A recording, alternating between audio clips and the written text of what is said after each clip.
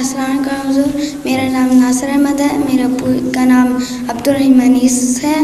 میں کیا ہے عبدالرحیم انیس. ٹھیک. میں دوسری کلاس میں پڑھتا ہوں. میرا یہ سوال تھا کہ پڑھائی میں دل لگانے کے لیے پیچھے ہٹو تو آواز پھٹ رہی ہے, ذرا سے پیچھے ہٹ جاؤ. ہاں, پڑھائی میں دل لگانے کے لیے کیا کیا اتنا پیچھے جائے؟ نہ ہٹو جو آئے نا, ذرا سا آگے آ جاؤ. ہاں, پڑھائی میں دل لگانے کے لیے کیا کیا جائے؟ کس کے لیے؟ پڑھائی میں دل لگانے کے لیے. دل لگانے کے لیے تو دل بالکل نہیں لگتا ہے. کیا وجہ ہے, کبھی غور کیا تم نے؟ نہیں, کبھی کبھی دل نہیں لگتا ہے پڑھائی میں. دل اس چیز میں نہیں لگتا جو سمجھ نہ آ رہی ہو, اس میں آدمی بور ہو جاتا ہے.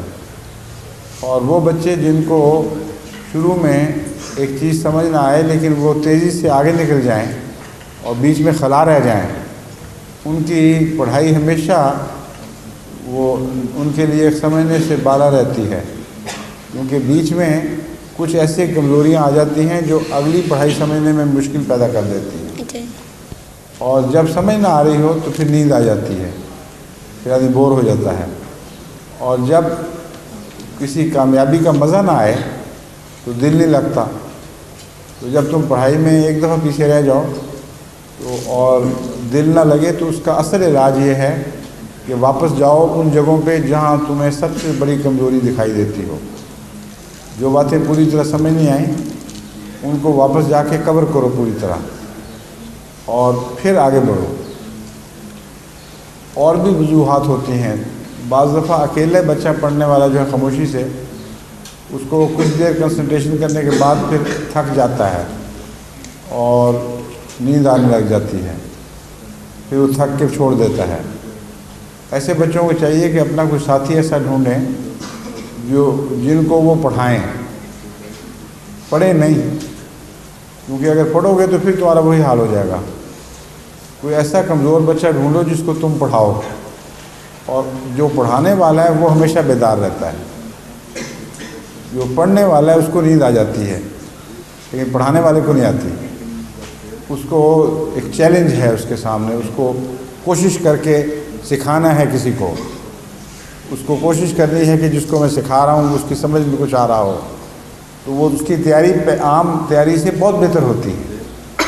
اس لیے بہترین مشورہ میرا طلباء کو ہمیشہ یہی رہا ہے, اور وہ انہوں نے جس نے استعمال کیا ہے بعضوں نے فیڈ بیک کیا ہے, یہ بہت کامیاب رہا ہے.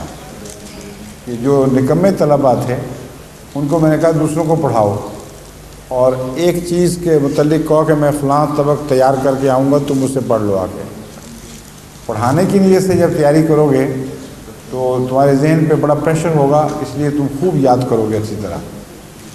اور جب اس کو پڑھاؤ گے تو جو چیزیں بھول گئی تھیں وہ یاد آ جائے گی کہ کہاں کہاں میں بھولا ہوا ہوں, وہاں کتاب دیکھنی پڑے گی. ایک دفعہ کتاب دیکھ لو گے تو وہ ذہن پہ نقش ہو جائے گی بات.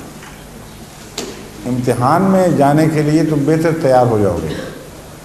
ایک دفعہ اگر تمہیں امتحان میں اچھی کامیابی مل گئی پھر تمہیں ایسا چسکا پڑے گا کہ بور ہونے کی بجائے تمہارا دل پڑھائی میں لگا رہے گا.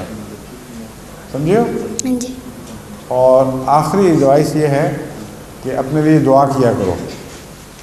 دعا سے بہت برکت ملتی ہے اور اللہ تعالیٰ قبول فرماتا ہے, تاکہ بچوں کو شروع سے ہی خدا پہ اعتماد بڑھے اور تعلق پیدا ہو.